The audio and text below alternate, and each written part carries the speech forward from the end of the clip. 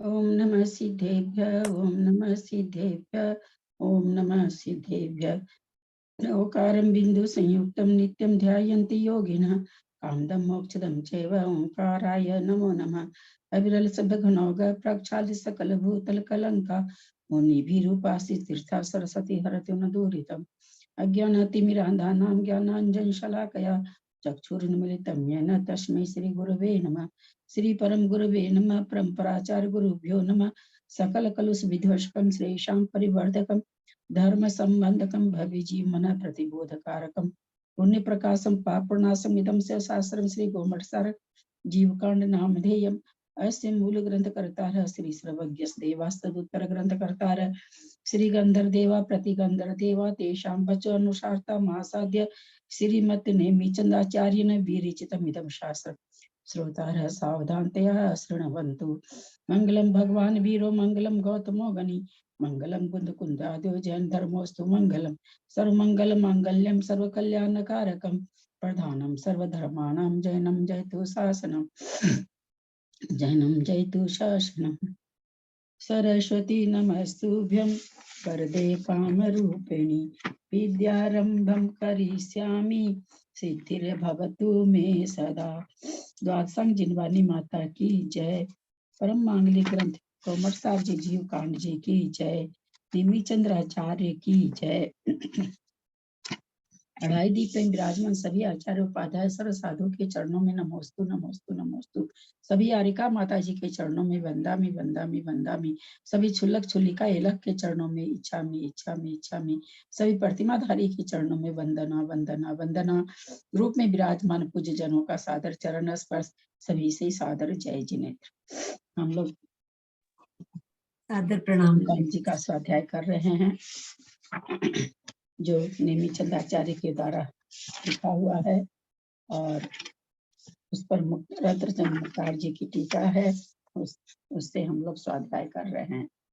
स्वाध्याय करते हुए हम लोग गुण स्थान पर रूपना कर लिए, जीव समास पर रूपना हो गई हमारी, पर्याप्ति अधिकार पर रूपना हो गया, प्राण पर रूपना अधिकार हो गया, संज्ञा पर रूपना हो गया, मार्गणा पर रूपना हो करके गति मार्गणा सामान्य से मार्गणा पर रूपना हो चुकी।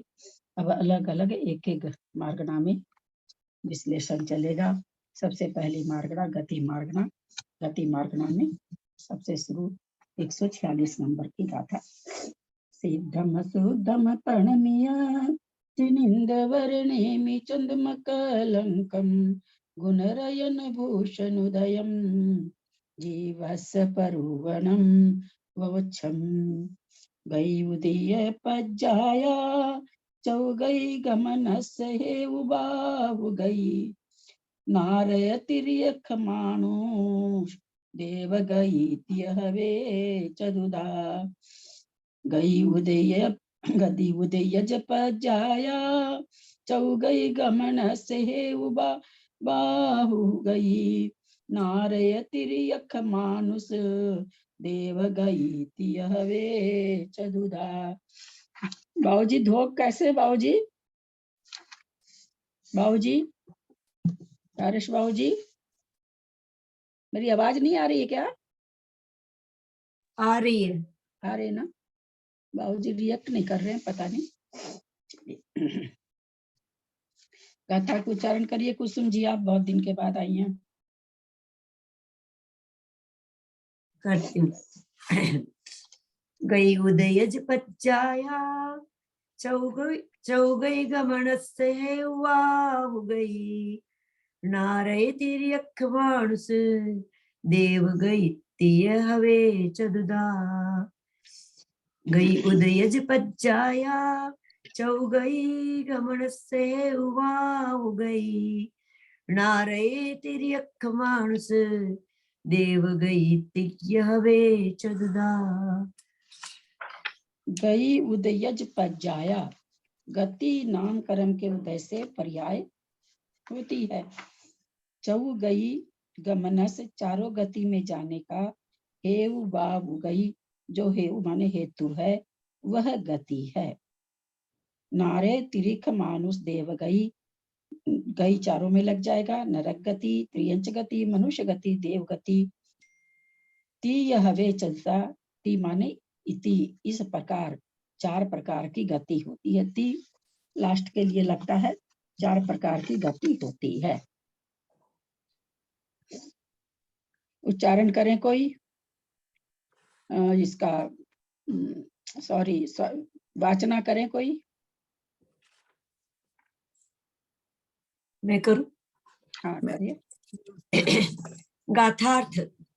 गति कर्मोदय जनित पर्याय गति है, अथवा चारों गतियों में गमन करने के कारण को गति कहते हैं। नरक, तिर्यंच, मनुष्य और देव, इस प्रकार वह गति 4 प्रकार की है। विशेषार्थ, जहां को गमन किया जाए वह गति है। शंका। गति का इस प्रकार निरुक्ति अर्थ करने पर तो ग्राम, नगर, खेत, करवट आदि स्थानों को भी गति मानने का प्रसंग आता है। समाधान, नहीं आता, क्योंकि रूढ़ी के बल से गति नामकरण द्वारा जो पर्याय निष्पन्न की जाती है उसमें गति शब्द का प्रयोग किया जाता है। गति नामकरण के उदयाभाव के कारण सिद्ध गति अगति कहलाती है। अथवा गति का उन्होंने कारण दे दिया कि फिर तो गांव में कोई जा रहा है, नगर में कोई जा रहा है, वो भी गति हो गई। तो उन्होंने कहा कि नामकर्म के उदय से जो गति, नामकर्म लगा हुआ, ग्राम में, नगर में, खेत में कोई जा रहा है तो नामकर्म का उदय होने से नहीं जा रहा है। तो उन्होंने विशेष क्या किया कि नहीं, रूढ़ी के बल से जो गति नामकर्म के उदय से गति होती है उसको गति कहते हैं।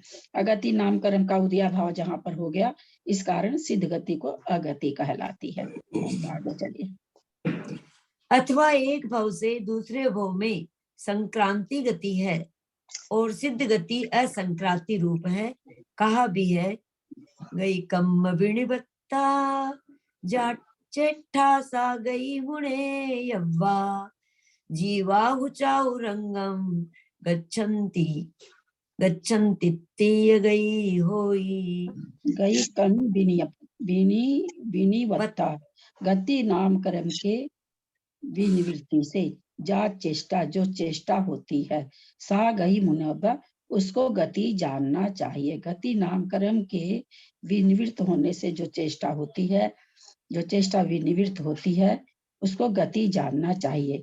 जीवा हु चाउ रंगम गच्छन्ति तीय गई होई, जीव जो है चारों गति, जीवा हु चाउ रंग, चारों प्रकार की गति में जाते हैं, जिसके निमित्त से वह यह गई हुई वह गति होती है।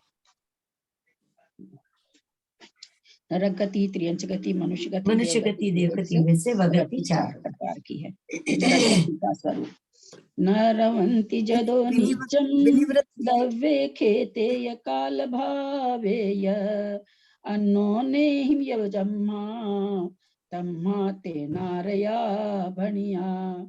न रमन्ति जदो नित्यं दव्ये खेते यकाल भावेय, अन्योन्येहिं यजम्मा तम्मा ते नारिया भनिया। उच्चारण करें, निशा जी करें आप, दिल्ली निशा है। न रमन्ति जदो नित्यं दव्ये खेते यकाल भावेय, अन्योन्येहि यजम्मा तम्मा ते नारया भणिया। न रमन्ति जदो नित्यम, न रमन्ति। किसी के पास संस्कृत का है, कोई पढ़ना चाहते हैं तो पढ़ सकते हैं, मेरे पास तो नहीं है संस्कृत का। किसी के पास हो, कोई चाहते हैं पढ़ना तो संस्कृत वाला श्लोक पढ़ सकते हैं। दीदी मेरे पास है, दीदी पढ़िए। संस्कृत का निकाल रही हूँ।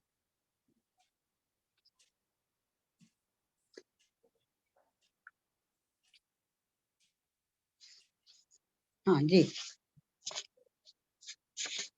147 पढ़ रही हूँ जी। न रमन्ते यतो नित्यं द्रव्ये क्षेत्रे च काल भावे च, अन्योन्यैश्च यस्मात् तस्मात् ते नारता भणिताः। न रमन्ते यतो नित्यं द्रव्ये क्षेत्रे च काल भावे च, अन्योन्यैश्च यस्मात् तस्मात् ते नारता भणिताः। न रमन्ति जदो नित्यम, जदो जिस कारण से नित्यम माने हमेशा ही न रमंती रमन नहीं करते हैं, यानी प्रीति को प्राप्त नहीं होते हैं। कहाँ? द्रव्य में, क्षेत्र में, द्रव्य खेते यह और काल, काल में, भावे माने भाव में, अन्योन्य नहीं परस्पर में, अन्योन्य नहीं एक दूसरे से, परस्पर में, यह जमा जहाँ तम्हाते नारिया बनिया, उसको नारक गति कही जाती है, या नारक कहते हैं, या नारक नारक कहते हैं। जिस कारण से द्रव्य क्षेत्र काल भाव में जो स्वयं तथा परस्पर में कभी प्रीति भाव को प्राप्त नहीं होते, इसलिए वह नारद कहे जाते हैं अथवा नारक कहे जाते हैं। आप उच्चारण करिए आगे। जिस कारण से द्रव्य क्षेत्र काल और भाव में जो स्वयं तथा परस्पर में कभी प्रीति भाव को प्राप्त नहीं होते, इसलिए वे नारद कहे जाते हैं। विशेषार्थ: द्रव्य, खाद्य व पेय पदार्थ। द्रव्य का मतलब खाद्य व पेय पदार्थ, क्षेत्र बिल आदि स्थान, काल ऋतु आदि काल, भाव संक्लेश रूप भाव, जो इनमें तथा एक दूसरे में रत नहीं है, जो हिंसादिक असमीचीन कार्यों में व्यापृत है, उन्हें निरत कहते हैं और उनकी गति को निरत गति कहते हैं। अथवा जो नर अर्थात प्राणियों को काटता यानी पीड़ा देता है, पीसता है, वह नरक है। नरक यह एक कर्म है इससे जिनकी उत्पत्ति होती है वे नारक हैं और उनकी गति नारक गति है। अथवा जिस गति का उदय संपूर्ण अशुभ कर्मों के उदय का सहकारी कारण है, वह नरक गति है। जो परस्पर में प्रीति नहीं रखते हैं वे नरक है और उनकी गति नरक गति है। नैगम आदि नयापेक्षा। दीदी एक मिनट, दीदी ललिता दीदी प्रणाम। ये जो पहला ही वाक्य लिखा है कि जिस कारण से द्रव्य क्षेत्र काल भाव में जो स्वयं तथा परस्पर में, यानी अपने आप में भी लेंगे क्या? स्वयं से अपने आप में कहाँ से प्रीति को प्राप्त होंगे? द्रव्य क्षेत्र काल भाव सब तो खराब ही खराब है ना। हाँ, जब अपने यहाँ बहुत गर्मी पड़ती है तो हम लोग अपने आप में देखिए कैसे छटपटाते रहते हैं, या बहुत ज्यादा ठंडा पड़े माइनस पर आ जाए तो हम अपने आप में व्याकुल हो जाते हैं, किसी दूसरे की जरूरत थोड़ी रहती है। तो नरकों में तो क्या है, या तो बहुत गर्मी है या बहुत ठंड है, तो अपने आप में ही उसमें परेशान हुए रहते हैं और उस पर से दूसरा भी सताता है। जी प्रणाम दीदी। नैगमादि नयापेक्षा नारकी जीवों का कथन करते हुए प्रणाम कहा आंटी, एक भी। चीज और पूछना था। यहाँ द्रव्य मतलब खाद और पेय लिया है, तो वो नरक की अपेक्षा लिया है कि हमेशा द्रव्य क्षेत्र काल भाव में द्रव्य मतलब ऐसे ही लिया जाता है? कहीं भी आज हम लोग के लिए सब द्रव्य, अभी मनुष्य गति से भी लिया जाए तो द्रव्य अपने हिसाब का हो जाएगा। जो देव लोग हैं उनका अमृत झरता है ना, तो उसी हिसाब से स्थान, हम लोग जहाँ स्थान है वो हमारा स्थान गिनाएगा, सबके लिए हो जाएगा। द्रव्य मतलब कि जब हम गति में घटाएंगे द्रव्य तो खाद्य और पेय पदार्थ के लिए घटाएंगे, क्षेत्र घटाएंगे उनका तो बिल है, और अपना जो है वो घटेगा। और अपने यहाँ छाव ऋतु घट जाएगी, अब वहां तो ऋतु में गर्मी और ठंड, या तो खाली गर्मी या तो खाली ठंड। अच्छा ठीक है आंटी। हाँ प्रणाम आंटी। इसी मनुष्य को पापी लोगों का समागम करते हुए देखकर नैगम नय से कहा जाता है कि यह पुरुष नारकी है। जब वह मनुष्य प्राणीवध का विचार कर सामग्री का संग्रह करता है तब वह संग्रह नय से नारकी है। व्यवहार नय का वचन इस प्रकार है: जब कोई मनुष्य हाथ में धनुष व बाण लिए मृगों की खोज में भटकता फिरता है तब वह नारकी कहलाता है। ऋजु सूत्र नय का कथन इस प्रकार है: जब आखेट स्थान पर बैठकर वह पापी मृगों पर आघात करता है तब वह नारकी कहलाता है। शब्द नय कहता है कि जब जंतु प्राणों से विमुक्त कर दिया जाता है तभी वह आघात करने वाला हिंसा कर्म से संयुक्त मनुष्य नारकी है। समभिरूढ़ नय का वचन इस प्रकार है: जब मनुष्य नारक कर्म का बंधक होकर नारक कर्म से संयुक्त हो जावे तभी वह नारकी कहा जाए, और जब वह मनुष्य नरक गति में पहुंचकर नरक के दुख अनुभव करता है तब वह एवं भूत नय से नारकी है। सातों नय को समझने के लिए सबसे बढ़िया उदाहरण है ये। सबसे पहले तो नैगम नय पापी लोगों का समागम करते हुए, जैसे नैगम नय में क्या होता है, भूत नैगम नय, भविष्य, वर्तमान। जब सूटकेस सरिया रहे होते हैं, कोई कहता क्या बात है सूटकेस सरिया रहे हैं, हाँ हम बम्बई जा रहे हैं, बम्बई जाने के लिए तो अभी एयरपोर्ट जाएंगे, फ्लाइट में बैठेंगे, तब कहलाएगा बम्बई जा रहे हैं। लेकिन तो अभी वो कोई हिंसा नहीं कर रहा है, लेकिन वो हिंसा करने वाले पापी लोगों का साथ में है। उसको देख के लोग क्या कह दिए कि ये पुरुष तो नारकीय पापी लोगों के साथ रहता है। फिर वो सामग्री इकट्ठा करता है। संग्रहने का मतलब ही होता है संग्रह करना।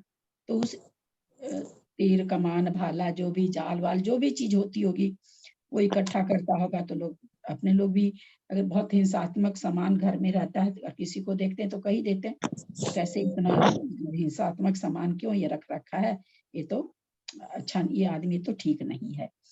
व्यवहारने का वचन इस प्रकार है, जब कोई मनुष्य हाथ में धनुष बाण लेके मृगों की खोज भटकता फिरता है, तभी कोई उसको कहेगा व्यवहारने से भटकता रहेगा तो देखो ये तीर कमान लेकर के और हिंसा की खोज, किसी का वध करने के लिए घूम रहा है।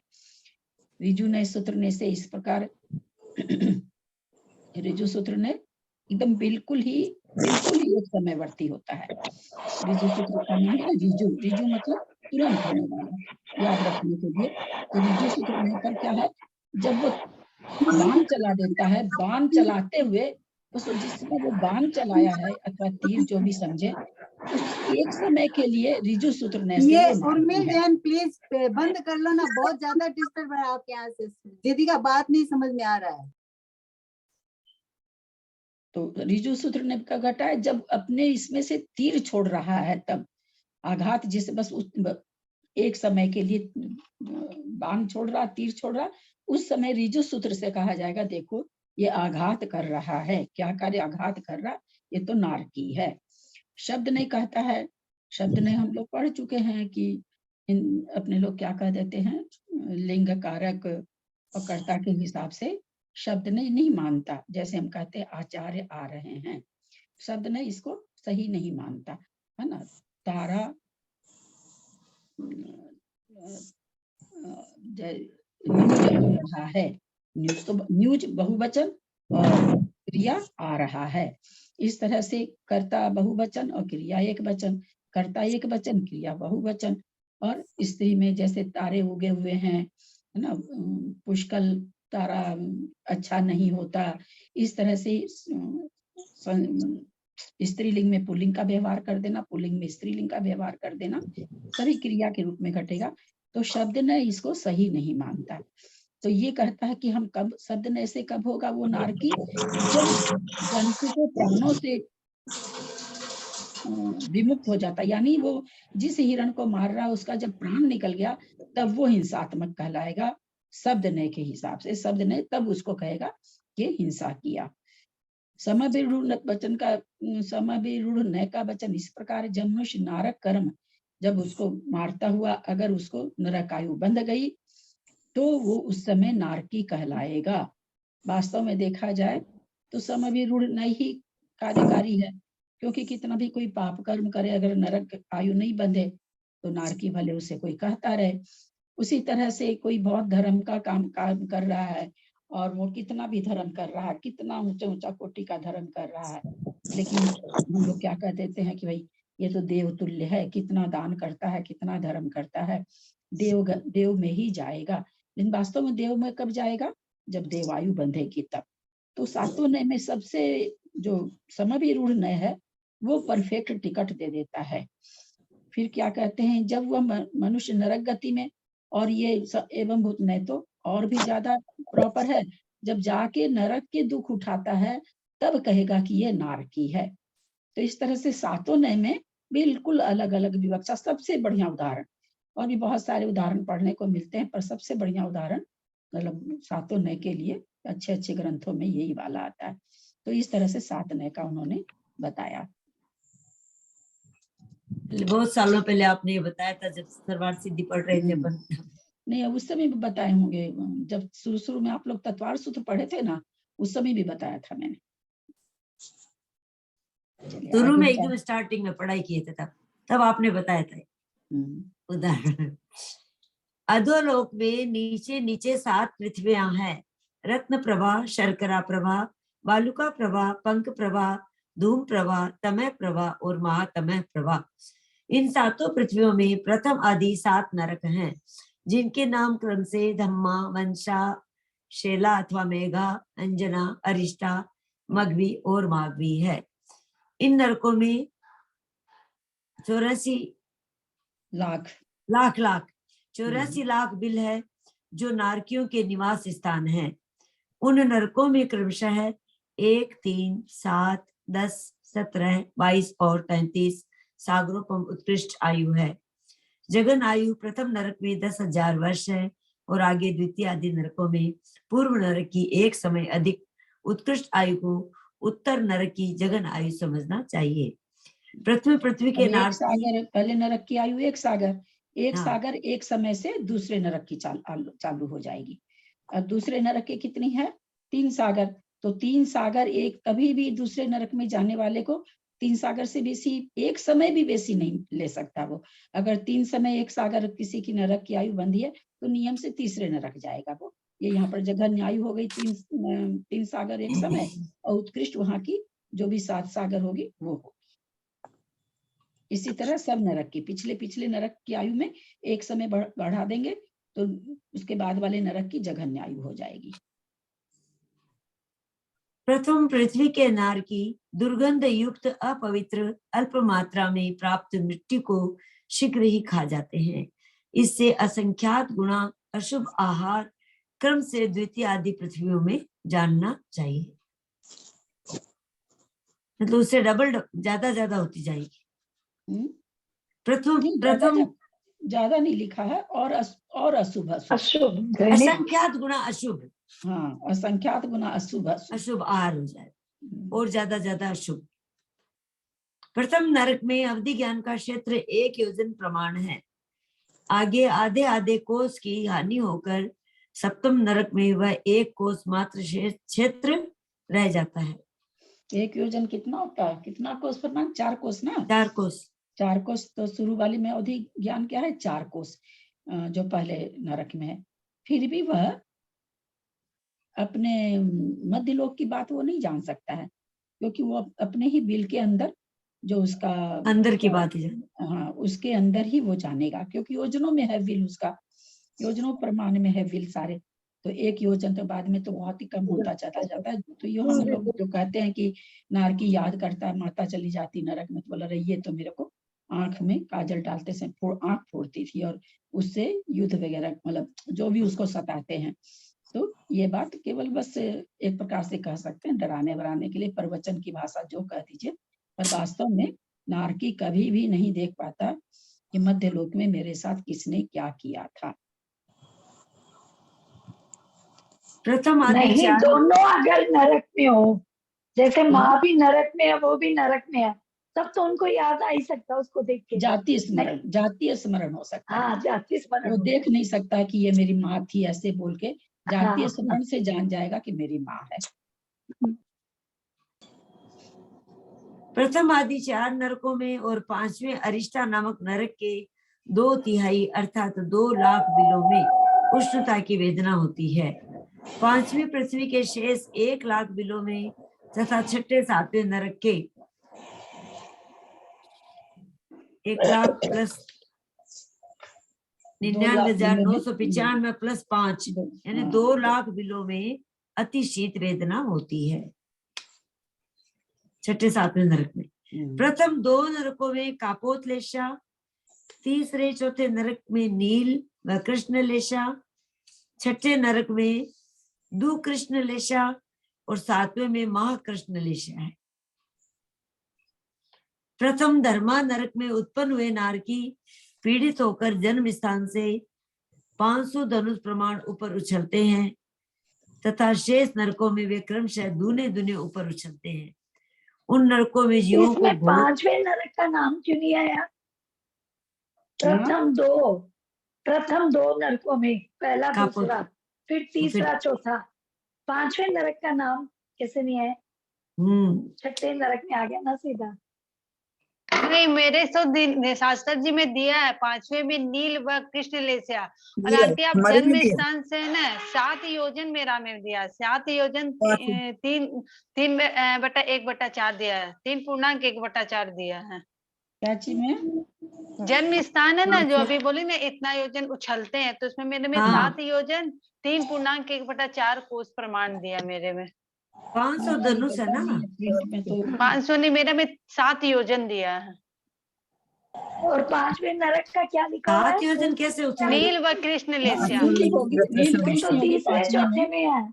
हाँ, तीसरे चौथे में, तीसरे चौथे में पांचवें तीनों नील का में। होता है ना, पहले जघन्य, हाँ। फिर बीच का हाँ, बीच वाला डिग्री रहता है, फिर और तीव्र डिग्री रहता है, ऐसे होता है ना 3-3 में।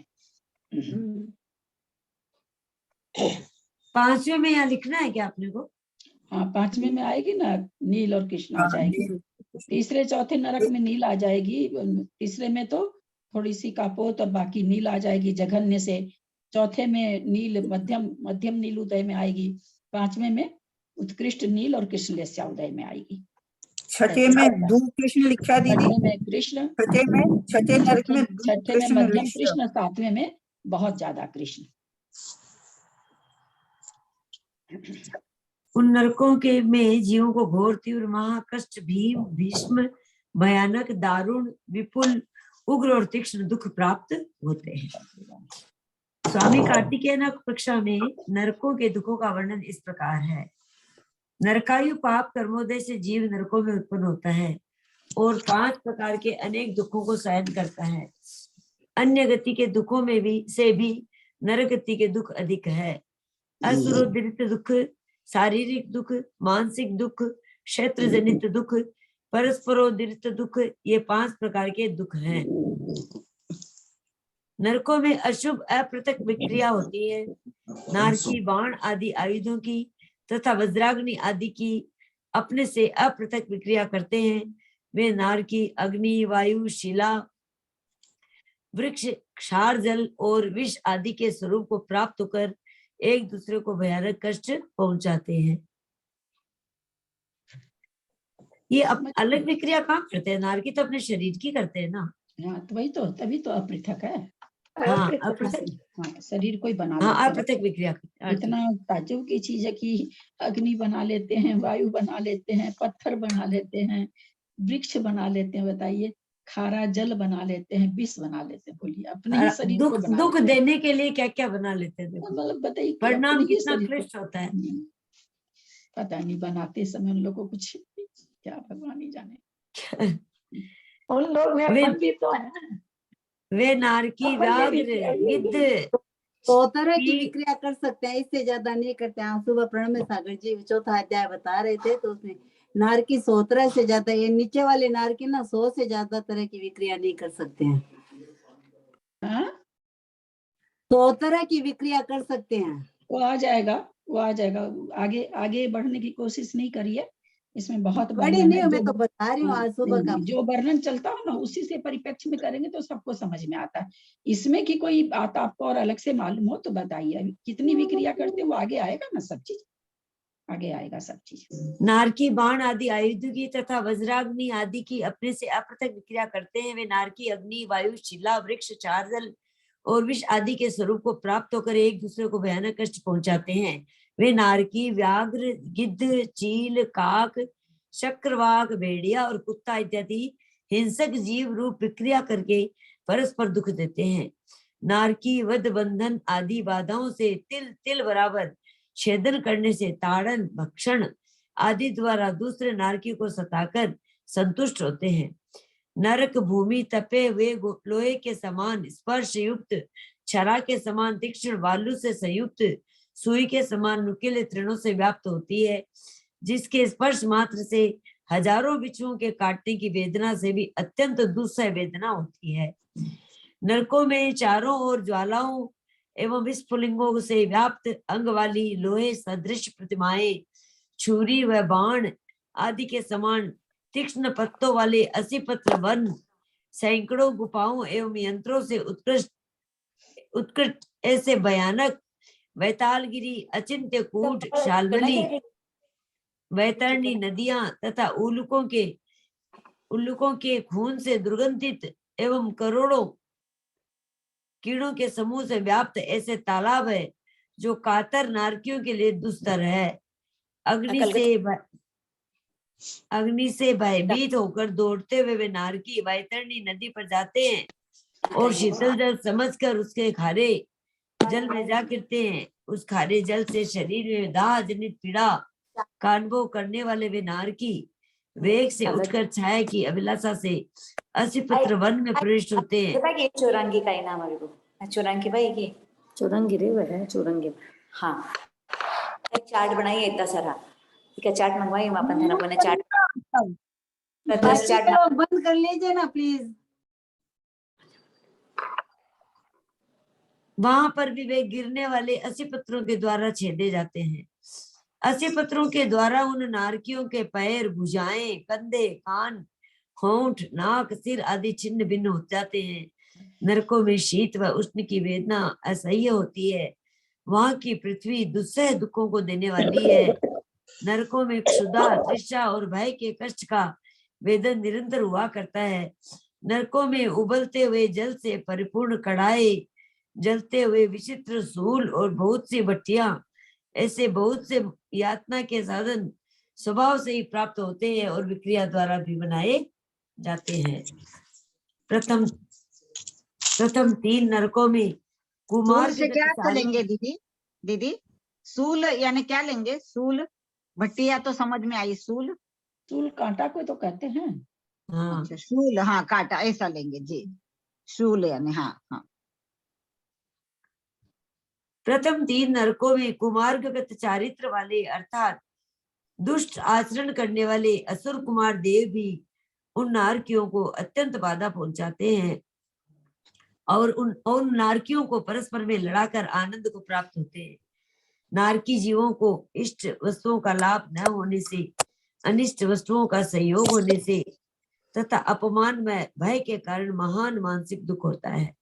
नारकी जीवों महान शब्द वहाँ क्या महान लगेगा? महान हाँ वे तो कहते हैं महान, वहाँ क्या लगेगा? एक तो दुख एक महान। नारकी जीवों के शरीर के तिल बराबर प्रमाण खंड हो जाने पर भी वे मरण को प्राप्त नहीं होते। उनका अकाल मरण नहीं होता।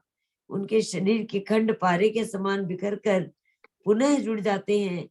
नारकियों के शरीर में अनेक प्रकार के रोग निरंतर रहते हैं। अन्य भव में जो स्वजन था, नरक में वह भी कुपित होकर दुख देता है। इस नरकों के एक समय के दुख भी हजारों जीवों द्वारा कहे नहीं जा सकते। जो मद्य पीते हैं, मांस भक्षण करते हैं, जीवों का घात करते हैं, शिकार करके हर्ष मनाते हैं, मोह लोभ व क्षोभ आदि के कारण, मोह लोभ व क्रोध आदि के कारण असत्य वचन बोलते हैं, काम से उन्मत्त पर स्त्री में आसक्त, रात दिन मैथुन सेवन करने वाले, दूसरों को ठगने वाले, पर धन हरने वाले, चोरी करने वाले पापाचारी जीव नरक में उत्पन्न होते हैं। बहुत आरंभ और बहुत परिग्रह वाले जीव नरक आयु बांधते हैं और मरकर नरकों में उत्पन्न होते हैं। मूर्छा ही परिग्रह है। पढ़ लीजिए ललिता जी, मैं पढ़ लूं? हाँ पढ़िए। नहीं भाभी थक गए होंगे, मैं पढ़ लूं? पढ़िए। ऐसा क्या जो थकेगी इतना सा? हाँ पढ़िए, कोई बात, सभी की इच्छा होती है पढ़ने की। पढ़ी। नारकी जीव असंख्यात है, जो असंख्यात जगत श्रेणी प्रमाण है। प्रथम नरक में सबसे अधिक नारकी है। द्वितीय आदि नरकों में प्रथम नरक के असंख्यात विभाग नारकी हैं। एक जीव की अपेक्षा कम से कम अंतर्मूर्त काल तक नरक गति नारकी जीव का अंतर होता है, क्योंकि नरक से निकलकर गर्भोपत्रांतिक वर्ड है क्या है ये? गर्भोपत्रांतिक वर्ड है क्या? गर्भोपत्रांतिक, गर्भ से उत्पन्न होने वाला। तिर्यंश अथवा मनुष्य में उत्पन्न होकर सबसे कम आयु के भीतर नरक का आयु बांधकर मरकर पुनः नरक में उत्पन्न होने वाले जीव के नरक गति से अंतर्मूर्त अंतर पाया जाता है। कम से कम तो नरक इससे गति भी से हो निकल सकता करके गर्भ फिर में आएगा, नरक गर्भ चला में जाए। योनि स्थान पर पहुंच के मरण करेगा, पर्याप्ति शुरू करेगा, पर्याप्ति पूर्ण करेगा और फिर उसके बाद उसका मरण होगा। अपर्याप्त अवस्था में भी मरण नहीं होगा, पर्याप्ति पूर्ण होती उसका इसमें अंतर्मूर्त लगता है। तो कहते हैं कि नरक से निकलकर दोबारा नरक में जाने के लिए या तो गर्भज तिर्यंच बने या मनुष्य बने। मनुष्य के लिए गर्भज लिखने की जरूरत नहीं है, ये मनुष्य तो गर्भज ही होता है। तो अंतर्मूर्त की आयु बांध करके मरण करके फिर नरक में जाके उत्पन्न हो सकता है। अधिक से अधिक असंख्यात उज्जवल परिवर्तन प्रमाण अनंत काल तक नरक गति में नारकी जीव का अंतर होता है। क्योंकि नहीं जन्मे तो कितना असंख्यात पुद्गल परिवर्तन, संख्यात पुद्गल परिवर्तन, असंख्यात उतने अनंत काल तक नरक गति में जन्म ही नहीं हो, ऐसा भी होता है। क्योंकि नरक से निकलकर अविवक्षित गतियों में वह एक इंद्रियों में आवली के असंख्यात विभाग प्रमाण तिचं कॉलेजचं ऍडमिशन बघ ना करता येतं का? तिचं कॉलेजचं ऍडमिशन बघ आणि मास्टरच कर बर का परत. उगी ते नंतर कर, काय छोटे छोटे कोर्स करायचे ते. संतोष ज्यादा भाभी बढ़- सबको कर दीजिए ना म्यूट, सबको कर दीजिए म्यूट भाभी।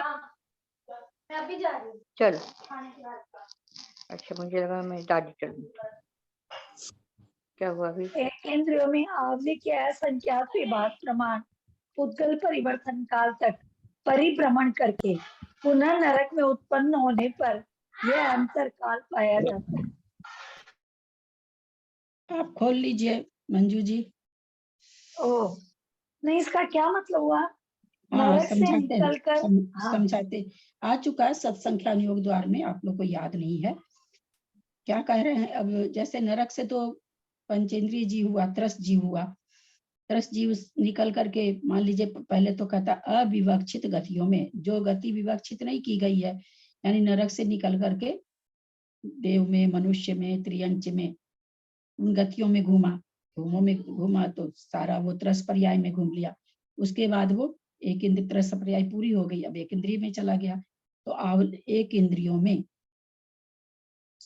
बाकी गतियों का काल तो बहुत थोड़ा है, एक इंद्रिय में जाने के बाद जीव निकलता नहीं जल्दी। तो कहता सारी चीज को लेकर के उनमें से वापस निकलने का काल असंख्यात, आवली के असंख्यात में भाग प्रमाण पुद्गल परिवर्तन काल तक, आवली का असंख्यातवां भाग। हम लोगों ने आवली को सूच्यांगुल से आप लोगों को समझाया गया था कि इतना सा सूच्यांगुल है, इसका असंख्यातवां भाग कर दीजिए, और असंख्यातवां भाग करने के बाद उसमें जितने आकाश के प्रदेश आएंगे उतने पुद्गल परावर्तन। तो हम लोग तो जान ही रहे कि एक सुई के नोक में असंख्यात है, तो इसलिए असंख्यात का भाग असंख्यात, फिर असंख्यात का भाग असंख्यात, तो इतने समय तक पुद्गल परावर्तन काल को पूरा करके फिर वो नरक में उत्पन्न हो सकता है। इसलिए नरक में जाने का उत्कृष्ट अंतरकाल असंख्यात, अंकुल का असंख्यात में भाग अर्थात असंख्यात पुद्गल परिवर्तन काल होता है। मिथ्या दृष्टि, सासाधन सम्यक दृष्टि, सम्यक मिथ्या दृष्टि और असंयत सम्यक दृष्टि, इन 4 गुण स्थानों में नारकी होते हैं। सासाधन गुण स्थान के साथ नरक में उत्पत्ति का विरोध है। सम्यक दृष्टि, क्षायिक या कृत्य वेदक सम्यक दृष्टि मरकर प्रथम पृथ्वी, प्रथम नरक में उत्पन्न होते हैं, किंतु द्वितीय आदि पृथ्वियों में, नरकों में सम्यक दृष्टि उत्पन्न नहीं होती। प्रथम नरक तक असंगी, द्वितीय नरक तक सरीसृप, तीसरे नरक तक पक्षी, चौथे नरक तक भुजंग आदि, 5वें नरक तक सिंह, 6ठे नरक तक स्त्री, 7वें नरक तक मत्स्य एवं मनुष्य उत्पन्न होते हैं। नरक से निकले हुए जीव गर्भज, कर्म भूमिज, संगी एवं पर्याप्त मनुष्य या तिर्यंचों में ही जन्म लेते हैं, किंतु सातवें नरक से मिथ्यात्व सहित ही निकलता है और तिर्यंचों में उत्पन्न होता है। नरक से निकलकर जीव नारायण, प्रतिनारायण, बलभद्र और चक्रवर्ती नहीं होते, किंतु प्रथम, द्वितीय और तृतीय नरक से निकलकर तीर्थंकर हो सकता है। चतुर्थ नरक से निकलकर चरम शरीरी, पांचवें से निकलकर संयमी, छठे नरक से निकलकर देशव्रती, सातवें से निकलकर बिरले ही सम्यक्त्व को धारण करते हैं। मतलब सातवें नरक वाला कर सकता है सम्यक्त्व, बिरला कोई तो। हाँ, सातवें नरक से निकला हुआ कोई सातवें कोई नरक से मतलब, निकला हुआ पंचेंद्रिय संगी त्रियंच बनेगा तो पर कर तो सम्यक्त्व सकता ही भी है ना। धारण कर सकता है। हाँ क्रूर ही बनता होगा ना, तो क्रूर पशु। हाँ, तो क्रूर है, लेकिन ऐसा थोड़ी लिखा हुआ जो क्रूर है उसके सिंह हमेशा गोत्मा। क्रूर ही भाव रहते हैं, और वो सम्यक्त्व को नहीं प्राप्त कर सकता, ऐसा तो कहीं आया नहीं है ना। नहीं, सम्यक्त्व के लिए तो कहीं कोई बंदिश लगी नहीं है ना।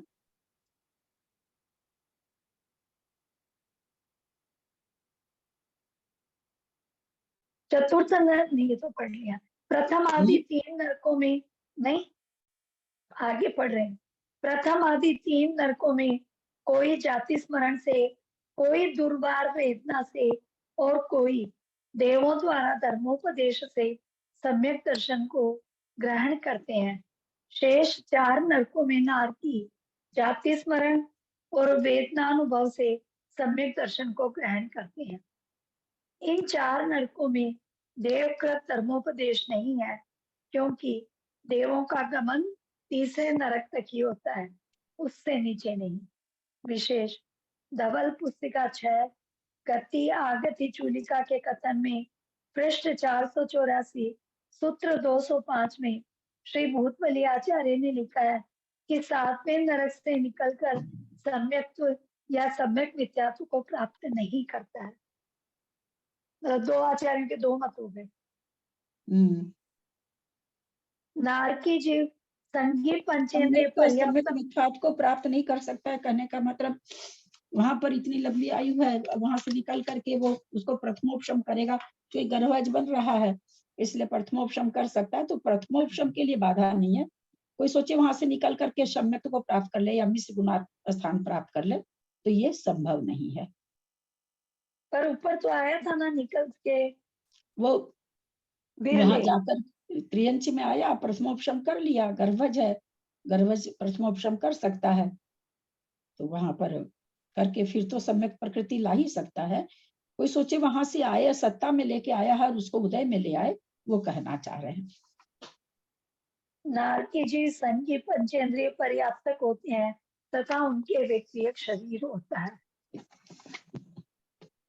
क्या नाम है, सुमन जी, क्या कोई खास बात बता रहे थे आप नरक गति का? अब बता दीजिए नरक गति का। नहीं दीदी, व्यंतर देवों का आया था, नारकियों का नहीं प्रसंग था, व्यंतर देवों का बताया था कि व्यंतर 17 से ज्यादा 17 की विक्रिया कर सकते हैं, उससे ज्यादा विक्रिया नहीं कर सकते हैं। मैं भूल गई थी, नरक का नहीं था वहाँ प्रसंग, व्यंतर देवों का प्रसंग था, भूल गई थी, सॉरी दीदी। चलिए कोई बात नहीं। त्रियंच गति का स्वरूप तिरयंती कुड़िल भाव, पता नहीं इसमें इन्होंने संख्या वगैरह नहीं दी, जबकि इसकी संख्या का तो बहुत बहुत बड़ा।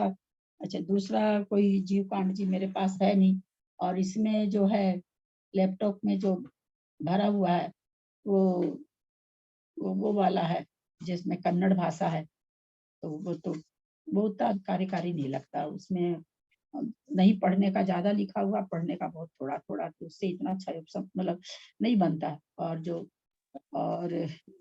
मतलब बिना गाथा का जो जीव कांड जी है उसमें है क्या, मुझे मतलब बिना रत्नकरण, सॉरी बिना गाथा का नहीं, जो ऐसे जीव कांड जो होता है वो उसमें है क्या, मुझे पता नहीं, क्योंकि मेरे पास तो है नहीं। और वो वाला जीव कांड जी इसमें भी नहीं है, लैपटॉप में भी नहीं है, जो उन्होंने भेजा है ना वो लैपटॉप मेरे पास जो है ना दीदी, उसमें भी नहीं है।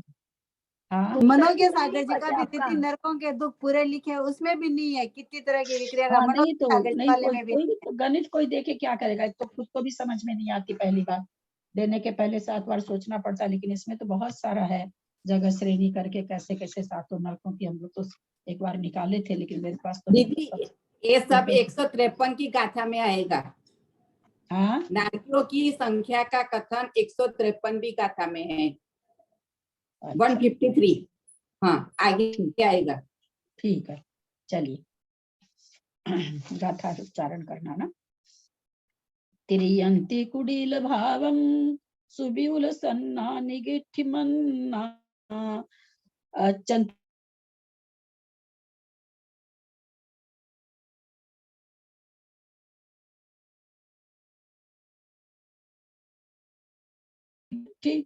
निगिठिमन्नाना अचंत पाव बहुला तम्मा तेरी छया भनिया। उच्चारण करें। चलिए मंजू सेठी जी, आप उच्चारण करेंगी कि आपके पास ग्रंथ है क्या?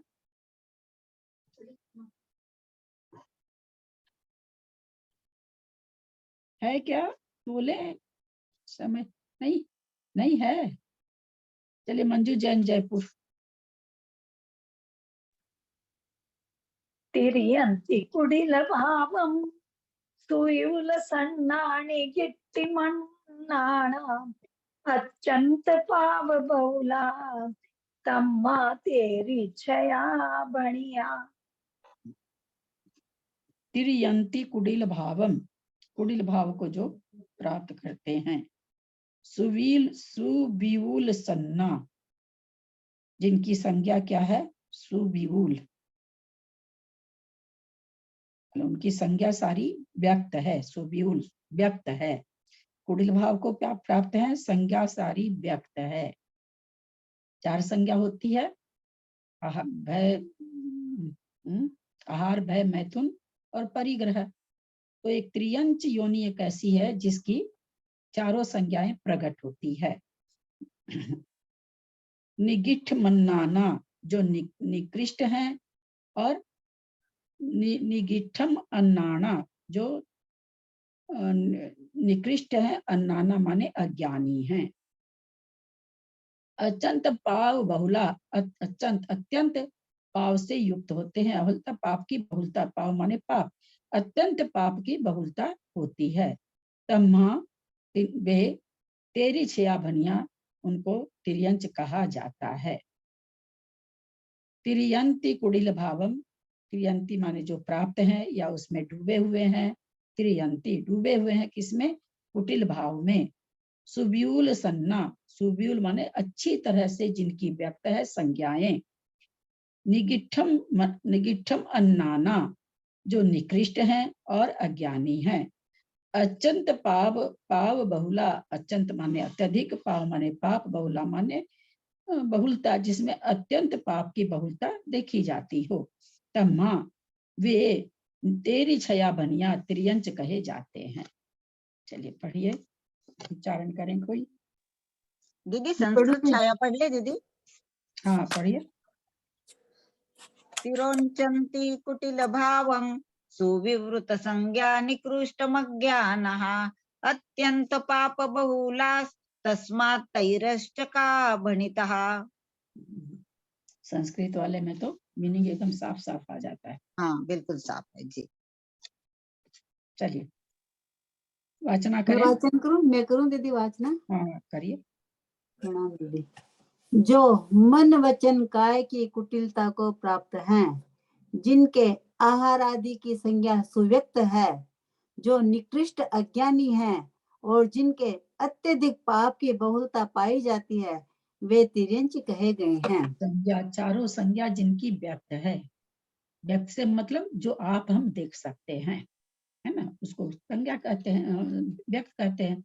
आहार सबके सामने ही करते हैं। भय, भागते हुए दिखते हैं भय से हम लोगों को। आज हम अगर भयभीत है तो हमारे अंदर भय हो सकता है, चेहरे पर हम न लाएं, पर उनका तो भय सामने सुव्यक्त है। आहार, भय, मैथुन भी व्यक्त है उनका, और परिग्रह भी, उनका जो भी परिग्रह खाने होने का करते हैं सब व्यक्त ही रहता है, अव्यक्त नहीं रहता। अथवा कसाय के हिसाब से भी देखें तो कषाय भी उनकी व्यक्त ही रहती है। हमारे जैसे वो माया, मतलब वैसे मायाचारी उनके लिए बहुत कहा जाता है, तिर्यंचों में मायाचारी होती है, लेकिन वो अपने अंदर की कषाय को भी उनके बाहर प्रकट हो जाती है। जबकि मनुष्य छिपा लेता है, मनुष्य में छिपाने की योग्यता है। तो इसीलिए कह रहे हैं कि जिनकी चारों संज्ञाएं व्यक्त हैं। चलिए हमने लिख दिया, मतलब समस्त जाति के तिर्यंचों में उत्पत्ति का जो कारण है वह तिर्यंच गति है। समस्त जाति मतलब, समस्त जाति मतलब समस्त जाति के अब एक के इंद्रिय, 2 इंद्रिय, 3 इंद्रिय, बहुत 4 सुंदर। हाँ, उन्हीं में जाति हाँ। होती है और किसी में तो जाति होती ही नहीं है। केवल और केवल त्रियंचों में जाति होती। जाति मतलब 5 तरह की जाति, अलग अलग जाति त्रियंचों में ही होती है। बाकी 3 प्रकार के जीव तो पंचेंद्रिय होते हैं। बहुत अच्छा। समस्त जाति के तिर्यंचों में उत्पत्ति का जो कारण है वह तिर्यंच गति है, अथवा तिर्यंच गति नाम कर्म के उदय से प्राप्त तिर्यंच पर्यायों का समूह वह तिर्यंच गति है, अथवा तिरस, वक्र, कुटिल ये तीनों शब्द एकार्थवाची है। अतः जो कुटिल भाव को प्राप्त करते हैं वे तिर्यंच है। तिर्यंच की गति तिर्यंच गति कहलाती है। कितना क्लियर किया है। तिर्यंचों को जो सुख दुख होता है वह उसको अपने मन में सहन कर लेते हैं। देखो, वचनों के द्वारा दूसरों को प्रकट नहीं कर सकते या सुख दुख में भाग लेने के लिए दूसरों को बुला भी नहीं सकते। मुख में जो वृत्ति होती है वह काय से नहीं करते। यद्यपि सुशिक्षित तोता, मैना आदि संगी पंचेंद्रिय तिर्यंचों में से किसी के मन वचन काय की ऋजु प्रवृत्ति होती है, तथापि एकेंद्रिय से लेकर असंगी पंचेंद्रिय तिर्यंच तक व अशिक्षित संगी पंचेंद्रिय तिर्यंच प्रायः मन वचन काय के कुटिल भाव में प्रवर्तते हैं। मनुष्य एकांत क्षेत्र में व नियत काल में भोजन, मैथुन आदि क्रिया करता है, किंतु मनुष्यों के समान तिर्यंचों की ये क्रियाएं गूढ़ क्षेत्र में नहीं होती, सुविवृत स्थान में प्रकट रूप से होती है। मनुष्य के समान तिर्यंचों में गुण दोष का विवेक, नित्य श्रुताभ्यास व तत्व ज्ञान आदि शुभोपयोग नहीं होता, इसीलिए तिर्यंचों को अज्ञानी कहा गया है। तिर्यंचों में महाव्रत, गुण व शील का अभाव होने से और एकेंद्रियादि में सम्यक दर्शनादि शुभोपयोग का अभाव होने से, तीव्र संक्लेश परिणामों की प्रचुरता होने से तिर्यंचों में अत्यंत पाप बहुलता कहना युक्त ही है। तिर्यंच गति के दुखों का वर्णन स्वामी कार्तिकेयन प्रेक्षा में गाथा 40 से 43 में इस प्रकार है। अनेक प्रकार के तिर्यंचों में जन्म लेकर वहाँ गर्भावस्था में भी छेदन आदि के दुख पाता है। गर्भावस्था में भी छेदन आदि के दुख पाता है, मतलब दीदी गर्भावस्था में बाबा बच्चा एकदम होने ही वाला है, 5 मिनट में होगा, कैसे उसको बाहर निकाल करके उसकी पर्स और क्या क्या क्या क्या बनता है, बाप रे बाप, तो क्या क्या नाम है सबका, कोटा किला क्या क्या नाम कभी कभी पढ़ते आ जाता है कोई। मतलब गर्भावस्था से तो निकाल करके सब, और कितनी महंगी महंगी वो मिलती है, एकदम जब होने वाला है उसके पहले उसको पीड़ा पहुंचा के कैसे कैसे क्या गर्म पानी और क्या क्या पता नहीं क्या क्या करते हैं, गर्म में पीड़ा दे देते हैं इनको। एकेंद्रिय, विकलत्रय, संगी, असंगी, पंचेंद्रिय आदि नाना प्रकार के तिर्यंचों में उत्पन्न होकर गर्भ व समूर्छन जन्म में छेदन, शीत, उष्ण, भूख, प्यास आदि के दुख पाता है। तिर्यंचों में सर्वत्र भीतिकृत भयानक दुखों को सहता है। बलवान व्याघ्र, सिंह, भालू, बिलाव, कुत्ता, मगरमच्छ आदि बलहीन तिर्यंचों को मार डालते हैं, भक्षण कर जाते हैं। मलेच्छ, भील, धीवर आदि पापी दुष्ट मनुष्यों के द्वारा मारा जाता है। सर्वत्र भयभीत होकर मारा मारा फिरता है। तिर्यंच परस्पर एक दूसरे को खा जाते हैं, अतः दारुण दुखों को सहते हैं। भूख, प्यास ताड़न, मारण, वध, बंधन, अति भार वहन आदि अनेक प्रकार के दुख सहते हैं। तिर्यंच गति के दुख प्रत्यक्ष दिखाई देते हैं। मायाचारी के कारण तिर्यंचायों का बंध कर जीव तिर्यंचों में उत्पन्न होकर नाना प्रकार के दुखों को सहता है। तिर्यंच गति में तिर्यंच जीव द्रव्य प्रमाण से अनंत है, काल की अपेक्षा अनंत अवसर्पिणी और उत्सर्पिणियों से अपहृत नहीं होते हैं। तो उत्सर्पिणी में अपहृत नहीं होते मतलब दीदी इसका अर्थ बताइए इस वाक्य का, काल की अपेक्षा अनंत। त्रियंच जी। गति में त्रियंच जीव द्रव्य प्रमाण से अनंत है। मतलब कितने हैं त्रियंच जीव? तो अनंत है। कितने अनंत है भाई? तो कहते हैं कि काल की अपेक्षा अनंत अवसर्पणी उत्सर्पणी में जितने समय होते हैं उससे भी अगर भाग दो तो भाग नहीं लगेगा। इतने जीव होते हैं, अपहृत नहीं होते, माने उससे उसके द्वारा भाजित नहीं होते। शंका, तिर्यंच जीव अनंत अवसर्पिणी और उत्सर्पिणियों से क्यों नहीं अपहृत होते हैं? समाधान, क्योंकि यहाँ पर केवल अतीत काल संबंधी उत्सर्पिणी अवसर्पिणी काल का ग्रहण किया गया है। भविष्य काल की नहीं ली गई है, केवल उत्सर्पणी अवसर्पणी जितनी बीत चुकी है उसको लिया गया। हाँ वही तो। हमेशा भूतकाल से भविष्य काल बड़ा होता है, तो कह रहे हैं अतीत काल की उत्सर्पणी अवसर्पणी लिया गया है। तिर्यंच 5 प्रकार के होते हैं। सामान्य तिर्यंच, पंचेंद्रिय तिर्यंच, ध्यान से पढ़ लीजिए, आप लोगों को काम आएगा। तो हो चुका ना शायद। हाँ, गति पढ़ेंगे ना, क्या उसमें चल रहा? गति मार्गना नहीं, इंद्रिय मार्गना आ गई। इंद्रिय मार्गना। तिर्यंच 5 प्रकार के होते हैं। सामान्य तिर्यंच, पंचेंद्रिय तिर्यंच, पंचेंद्रिय तिर्यंच पर्याप्त, पंचेंद्रिय तिर्यंच योनिनी और पंचेंद्रिय तिर्यंच अपर्याप्त यानी लब्ध पर्याप्त। इनमें से सामान्य तिर्यंचों की संख्या का कथन ऊपर कर चुके हैं। जो मतलब उत्सर्पिणी और अपसर्पिणी से अपहृत नहीं होते, ये सामान्य तिर्यंच।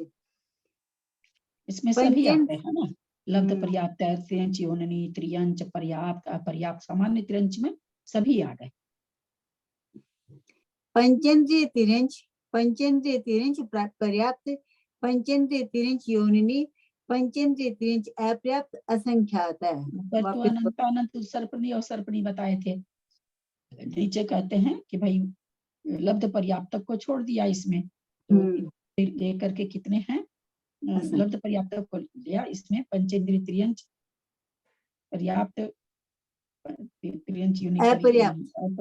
त्रियंच योनिनी और त्रियंच पंचेंद्रिय तिर्यंच अपर्याप्त। क्या है? चूंकि पंचेंद्रिय का कथन है तो पंचेंद्रिय की कोई दशा भी ले लीजिए, वो तो असंख्य। तिर्यंच गति से तिर्यंच जीव का अंतर कम से कम क्षुद्र भव ग्रहण मात्र काल तक होता है, क्योंकि तिर्यंच गति से निकलकर मनुष्य लब्ध पर्याप्तक में उत्पन्न हो, कदली घात युक्त क्षुद्र भव ग्रहण मात्र काल तक रहकर पुनः तिर्यंचों में उत्पन्न हुए जीव के क्षुद्र भव ग्रहण प्रमाण अंतर पाया जाता है। अंतर ही निकालना हो कि त्रियंच से त्रियंच में दोबारा, ऐसे तो त्रियंच से त्रियंच में दोबारा उत्पन्न होता ही है, लेकिन अब अंतर निकालना, कोई जगह अंतर आखिर में कितना, अगर अंतर निकालें तो कितना, तो जगह अंतर उन्होंने दिया। लब्ध पर्याप्तक मनुष्य में जन्म लिया और क्षुद्र भव ग्रहण करके मर गया, वापस त्रियंच में चला गया। ये दीदी अपने सत्संग के अनुद्वार में आया था ये सेंटेंस, ये पूरा। अधिक से अधिक सागरोपम शत पृथकत्व काल तक तिर्यंच गति से अंतर पाया जाता है, क्योंकि तिर्यंच जीव के तिर्यंचों में से निकलकर शेष गतियों में सागरोपम शत पृथकत्व काल से ऊपर ठहरने का अभाव है। किंतु पंचेंद्रिय तिर्यंच चतुष्क का उत्कृष्ट अंतर असंख्यात बुद्धल परिवर्तन प्रमाण अनंत काल होता है, क्योंकि विवक्षित गति से निकलकर एकेंद्रिय व विकलेंद्रिय आदि अविवक्षित गतियों में असंख्यात बुद्धल परिवर्तन काल तक परिभ्रमण कर विवक्षित गति में उत्पन्न होने पर यह अंतर काल पाया जाता है। एक चीज नरक में भी आया था, वही चीज इसमें आ गया कि विवक्षित काल से निकल गया, निकल करके तरस पर्याय घूमा, 2 इंद्रिय 3 इंद्रिय 4 इंद्रिय, फिर एक इंद्रिय घूमा, तो इस तरह से घूम घाम करके अधिक से अधिक असंख्यात पुष्कल काल के बाद उसको वो त्रियंच में जन्म लेगा ही लेगा। तो उत्कृष्ट अंतर इतना हो गया। तिर्यंचों में 5 गुण स्थान होते हैं: मिथ्या दृष्टि, सासाधन सम्यक दृष्टि, सम्यक मिथ्या दृष्टि, असंयत सम्यक दृष्टि और संयता संयत। जिस प्रकार बद्धायुष्क असंयत सम्यक दृष्टि और सासाधन सम्यक दृष्टि गुण स्थान वालों का तिरिंच गति के अपर्याप्त काल में सद्भाव संभव है, उसी प्रकार सम्यक मिथ्या दृष्टि और संयता संयतों का तिरिंच गति के अपर्याप्त काल में सद्भाव संभव नहीं है, क्योंकि अपर्याप्त काल के साथ सम्यक मिथ्या दृष्टि व संयता संयत का विरोध है। पंचेंद्रिय तिरिंचों के 4 भेदों में भी 5 गुण स्थान होते हैं, किंतु लब्ध पर्याप्तों में एक मिथ्या दृष्टि गुण स्थान के अतिरिक्त अन्य गुण स्थान असंभव है। दीदी इतना सा ये पढ़ लें क्या? 2 हो गया है तो समय हो गया क्या? हाँ, थोड़ा सा ही बचा है। तिरिंचनियों के अपर्याप्त काल में असंयत सम्यक दृष्टि गुण स्थान का अभाव कैसे माना जाता है? समाधान, नहीं, क्योंकि तिरिंचनियों में असंयत सम्यक दृष्टियों की उत्पत्ति नहीं होती। शंका, यह कैसे जाना जाता है? यह निम्न गाथा सूत्र से जाना जाता है। छसु हेठि मासु पुडविसु जोई सवण भवण सवई थीसु ने देसु समुपजई सम्मा इट्ठी दुजो जीवो। अर्थात प्रथम नरक पृथ्वी के अतिरिक्त नीचे की 6 नरक पृथ्वियों में ज्योतिषी, वाणयंत्र और भवनवासी देवों में सर्व प्रकार की स्त्रियों में सम्यक दृष्टि जीव उत्पन्न नहीं होता। ऊपर बोला ना, क्योंकि तिरिंचों में असंयत दृष्टि उत्पत्ति नहीं होती। तिरिंचों में 14 जीव समास होते हैं। तिरिंच जीवों के 4 संज्ञाएं समस्त इंद्रिया, 6 काय, 11 योग, वैक्रिक मिश्र, आहारक और आहारक मिश्र को छोड़कर तीनों वेद, क्रोधादिक 4 कषाय, 6 ज्ञान, 3 ज्ञान और 3 अज्ञान, 2 संयम, असंयम और देश संयम, केवल दर्शन को छोड़कर शेष 3 दर्शन द्रव्य और भाव रूप से 6 लेशाएं, भव्यत्व, अभव्यत्व और 6 सम्यक्त्व होते हैं। ये सब तिरिंच संगी एवं असंगी, आहारक एवं अनाहारक तथा ज्ञान एवं दर्शन रूप दोनों उपयोगों सहित होते हैं। कितने ही तिरिंच जीव प्रतिबोध से और कितने ही स्वभाव से भी प्रथमोपशम एवं वेदक सम्यत्व को ग्रहण करते हैं। इसके अतिरिक्त 6 प्रकार की काय कौन सी होती है? 6 प्रकार की काय? 5 स्थावर और 1 तरस। हाँ, 5 स्थावर 1 तरस। एक इन्हीं में त्रियंच में ही पाई जाती है 5 स्थावर। तो इस तरह से ये लोग 6 काय वाले होते हैं, बाकी और किसी में 6 काय नहीं होती है। चलिए, समय हो गया है। बस ये 4 लाइन है दीदी। शाम को अलौकिक गणित होने का पूरा चांस है अभी तक। तो अब कोई ज्यादा ही माथा दर्द करने लगेगा तो फिर भले छोड़ देंगे। अभी ठीक नहीं हुआ दीदी? माथे ना दर्द नहीं जा रहा माथे का।